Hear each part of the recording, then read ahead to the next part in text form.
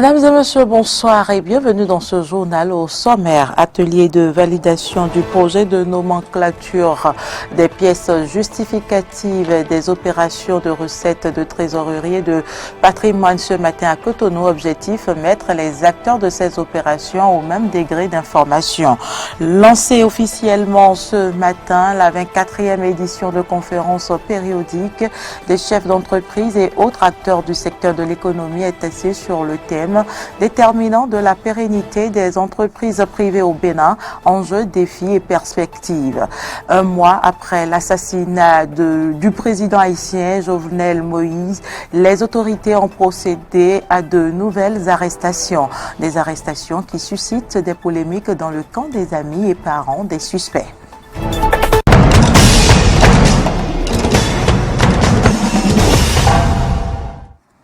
Merci pour l'attention. Les cadres de l'administration des finances procèdent aujourd'hui à la validation du projet de nomenclature des pièces justificatives des opérations de recettes de trésorerie et de patrimoine. L'atelier a eu lieu à Cotonou et s'inscrit dans le cadre de la mise en œuvre de la loi organique relative aux lois des finances. Clémence Tonoucoin, Fiacre, Voitan. La validation de la nomenclature des pièces justificatives des opérations de recettes, de trésorerie et du patrimoine répond à la nécessité de combler un vide juridique. L'exercice va permettre de mettre tous les acteurs de la chaîne d'exécution de ces opérations au même niveau d'information sur les pièces exigées pour leur justification. Depuis l'accession de notre pays à la souveraineté nationale et internationale, chacun des acteurs chargés de recouvrer les recettes de l'État appuyait ces opérations de pièces qu'il juge nécessaires, même si la nature des opérations était la même. Il est apparu nécessaire de disposer d'un document pouvant répertorier désormais les pièces justificatives à l'appui des opérations de recettes, de trésorerie, de patrimoine de l'État en vue de basculer réellement à la comptabilité d'exercice le 1er janvier 2022. L'activité est soutenue par le projet d'appui à la gestion des investissements publics et à la gouvernance PAGIP-G. Elle s'inscrit dans le cadre des réformes de la mise en œuvre de la loi organique relative aux lois des finances. Oui, le document est un document qui vient mettre à jour les normes qui permettent à la direction générale du Trésor d'avoir les pièces justificatives sur les opérations, les dépenses de l'État. Et donc, ce qui est en train d'être fait permet justement d'actualiser et de mettre à niveau les pratiques suivant les nouvelles dispositions établies par la réforme budgétaire. Le document, une fois validé, va servir de guide à tous les usagers des services financiers. Les chefs d'entreprise et autres acteurs du secteur de l'économie prennent part à la 24e édition de leur conférence périodique à la salle de conférence de la Direction générale de l'économie. Lancée officiellement ce matin par la secrétaire générale adjointe du ministère de l'économie et des finances, ces assises ont pour thème déterminant de la pérennité des entreprises privées au Bénin, enjeux, défis et perspectives. Carnot François Roumboué-Rector, Jean-Baptiste Bocon. La problématique de pérennisation de l'entreprise privée au Bénin est au cœur de la stratégie de transformation structurelle de l'économie béninoise telle que spécifiée dans le programme d'action du gouvernement. Depuis 2013, année à laquelle a eu lieu la première édition de la conférence périodique, plusieurs thématiques consacrées à des préoccupations diverses dans le domaine de l'économie ont été abordées. Et cette 24e édition a un objectif précis. La conférence périodique vise entre autres comme objectif de faire connaître la bonne information économique et d'organiser des débats publics qui permettent aux citoyens de se prononcer sur des thèmes d'actualité. Il revient à chaque promoteur d'entreprise d'aller à la quête de la bonne information afin de bénéficier des nouvelles réformes dans le secteur. Il appartient à chaque promoteur d'entreprise d'aller à la quête de la bonne information pour pouvoir bénéficier de la panoplie de mesures édictées. Ces assises participent de l'accompagnement sans relâche de l'État dans la dissémination de l'information aux cibles indiquées pour un bénéfice réel des avantages par les entrepreneurs. La mise en application des résolutions qui seront prises à l'issue de ces assises contribuera à l'essor économique du pays. La voie Carrefour Yenawa, hôpital de zone Soroléré à Cotonou, est source de nombreux accidents. Ceci est dû à l'état de dégradation très avancé de ce tronçon qui se remarquait déjà à la mise en service de l'ouvrage. Un danger public que dénoncent les habitants du quartier Korwigbo à Cotonou. Reportage Clémence Tonocoin, Fiacre, Voitan. La voie pavée qui passe devant le 2e arrondissement de Cotonou est dans un état de dégradation avancée. Les pavés sont jonchés de trous et les dallettes des caniveaux affaissées par endroits. Une situation source d'insécurité bien connue du chef quartier Korwigbo, Léopold Govoy-Chan. Cette situation, c'est une situation qui date de longtemps parce que déjà l'entreprise qui a réalisé les travaux avant là, ils ont fait quelques arrêts qui est vraiment pénible pour les responsables de l'arrondissement comme quartier. Sinon, les dallettes qui traversent la voie, ils ont mal réalisé. Et ça fait que les dallettes là foncent dedans. Parce que les supports qui sont en bas ne sont pas larges pour tenir correctement les dallettes. Les populations riveraines se désolent de cette situation qui dure déjà plusieurs mois. Les trous sont un peu partout sur le tronçon et provoquent beaucoup d'accidents. Quand les camions tombent dans les trous, ils se retrouvent dans les caniveaux. La construction de la voie est faussée à la base. Quand il y a plu, elle s'affaisse. Bon, la situation ici, ça dure un peu. S'il pleut et que l'eau stationne, ça ferme les garde-fous. On ne voit pas. Donc, facilement, tu peux tomber dans l'eau. Parfois, quand ils sont en excès de vitesse, ils ont tendance à heurter les caniveaux et puis il y a des dégâts sur la voie à cause aussi des trous qui sont un peu partout sur les pavés. Le chef quartier dit ne pas baisser les bras face à cet état de choses. Il rassure que la réfection de la voie est déjà en cours d'étude et invite la population à la patience. Si on voit qu'il y a un endroit qui est vraiment criard, il cause beaucoup de dommages pour la population, nous avec le CA on prend les dispositions pour réparer au moins un peu pour ne pas faire peiner trop à la population. Les autorités actuelles, ils sont vraiment à pied d'œuvre. C'est pas comme avant. Tout le monde est acharné maintenant pour le travail de la population. Je crois que la voie, ils sont dans le programme pour les réflexions.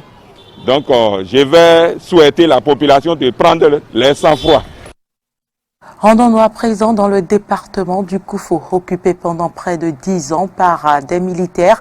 La maison des jeunes de Diakotomin s'ouvre enfin aux jeunes de cette commune. C'était le samedi dernier à l'occasion de la phase départementale des jeux ludiques dans le Koufo. Jonas Bochi pour le reportage. Avant le démarrage des divers jeux dans le cadre de ce festival départemental des jeux ludiques dans le Koufo, le directeur départemental des sports a fait cet important rappel aux jeunes venus des 6 communes du Koufo. Il faut le rappeler, il y a de cela 10 ans, la maison des jeunes a été occupée par les militaires et il a fallu l'avènement du régime Talon à l'occasion de la reddition des comptes. Les jeunes ont émis le vœu qu'ils plaident en leur faveur auprès du ministère de la Défense pour que les militaires puissent quitter ce lieu de loisirs pour les jeunes. Quelques jours après, ça a été fait.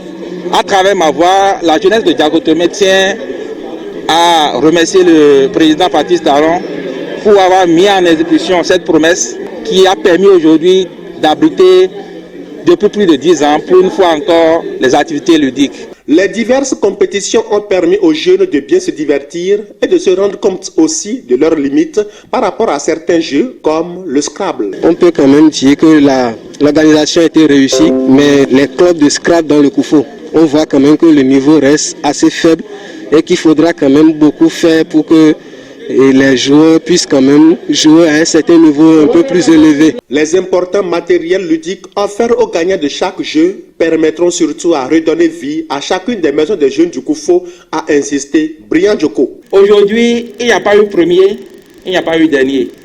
Il y a juste que les jeunes se sont retrouvés, nos papas se sont retrouvés, les femmes, les jeunes filles se sont retrouvées, les enfants se sont retrouvés pour s'exprimer à travers les loisirs sains.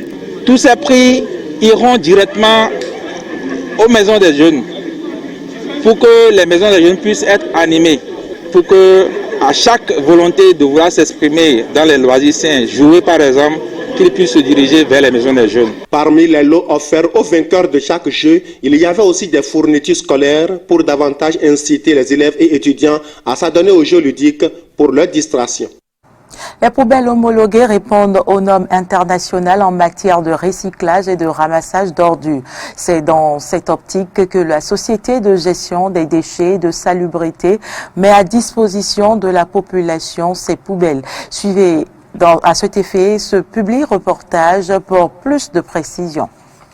Voici la poubelle idéale pour les ménages. Il s'agit d'un récipient en matière plastique et à roulettes destiné à accueillir les déchets pour éviter leur entassement. Elle est à la fois pratique et esthétique et se compose d'un système d'ouverture et d'un couvercle pour éviter la propagation des mauvaises odeurs et pour cacher la vue des déchets. C'est cette poubelle homologuée qu'indique désormais la Société de gestion des déchets et de la salubrité du Grand Nokoué aux ménages. La plupart des ménages ne disposent pas des poubelles ou des contenants dans lesquels les déchets qui sont produits au niveau de chaque ménage doivent être confinés.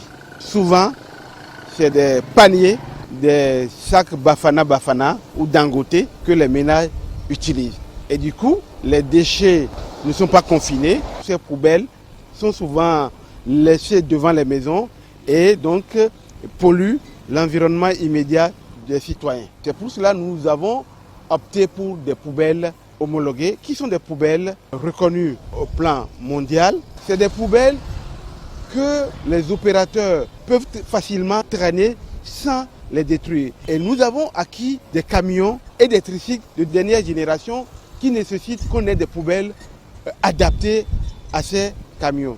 Il est conseillé aux ménages de disposer de cette poubelle homologuée pour le bien-être de toute la famille. Lorsque les déchets sont laissés à l'air libre, les déchets ne sont pas bien conditionnés, on assiste à une prolifération de certains insectes qui sont à l'origine de plusieurs maladies.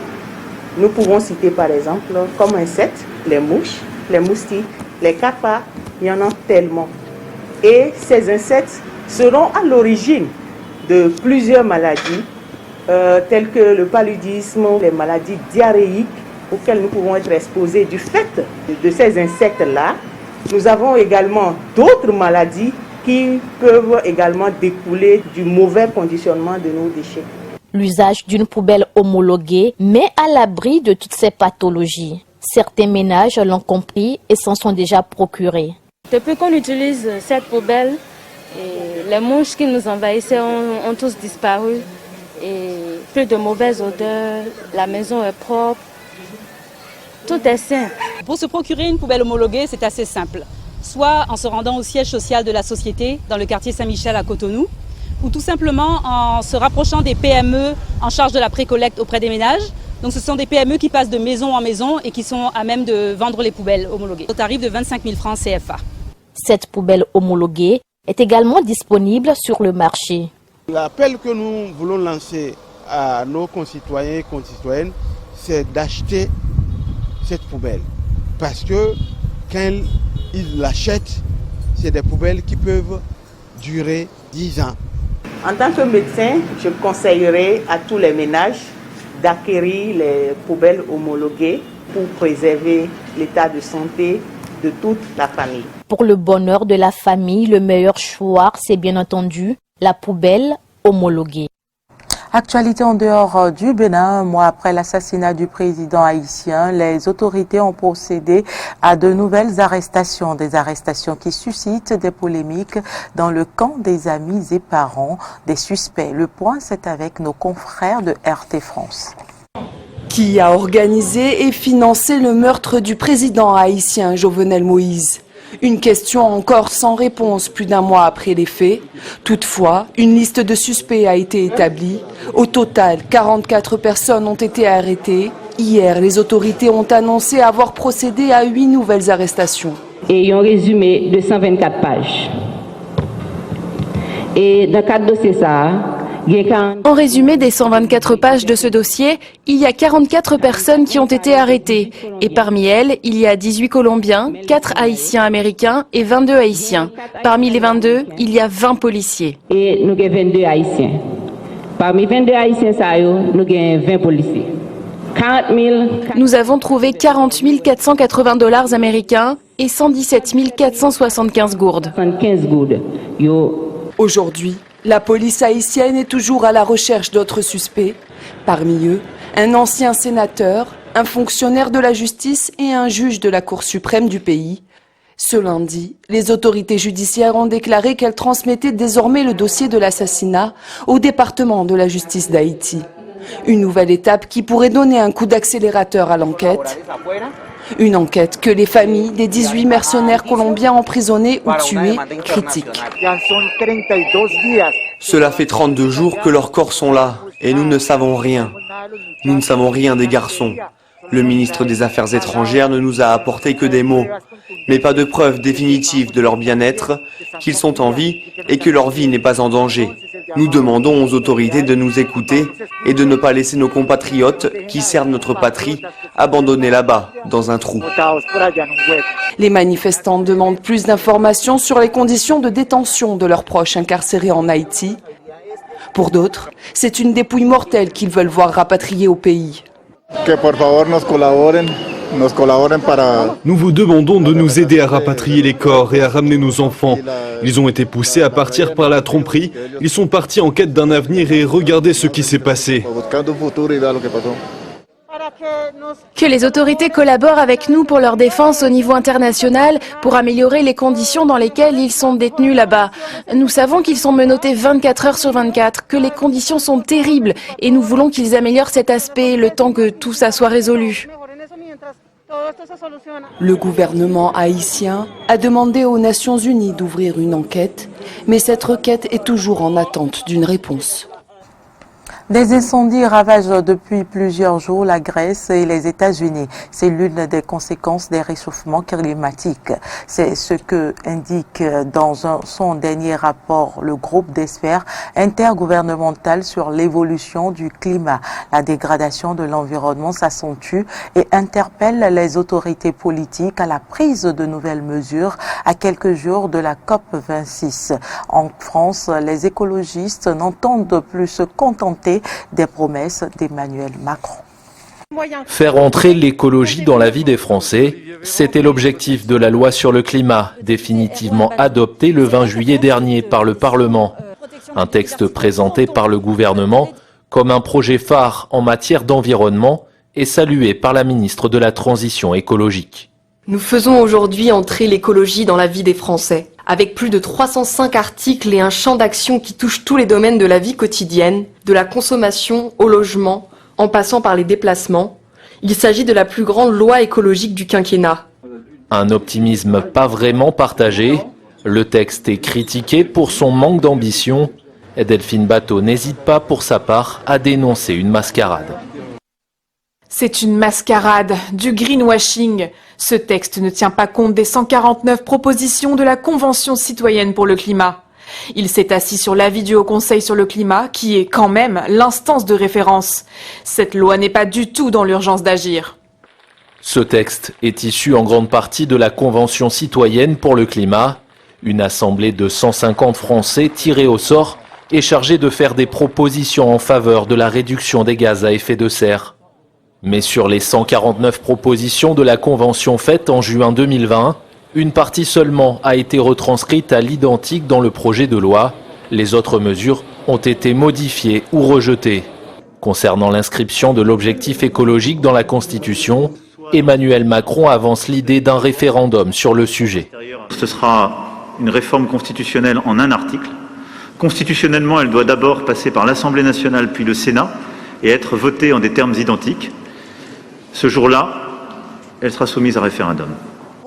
Or, les deux chambres du Parlement ne parviennent pas à s'entendre sur la formulation du texte. Le 6 juillet dernier, Jean Castex décide de trancher. Faute d'accord, il n'y aura pas de référendum. Une décision du gouvernement pas si surprenante pour les écologistes et la droite. Un reniement de plus et pas des moindres. LREM et LR alliés contre le climat et contre la biodiversité, contre les 79% de citoyennes et citoyens qui soutenaient cette mesure. Il faudra s'en souvenir. Avant même que le Sénat n'ait voté quoi que ce soit et que la discussion avec l'Assemblée nationale ne s'engage, Emmanuel Macron nous accuse de blocage pour justifier l'annulation d'un référendum dont il ne voulait pas. La manœuvre et l'hypocrisie sera la marque de cette dernière année de mandat.